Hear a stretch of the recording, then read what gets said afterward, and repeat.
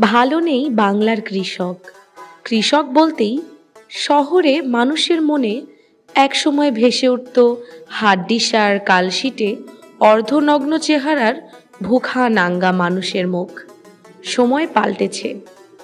দুর্ভিক্ষ ভুবুক্ষায় ভরা কৃষক পাল্টে দিয়েছে দেশের খাদ্য ঘাটতির বদনাম।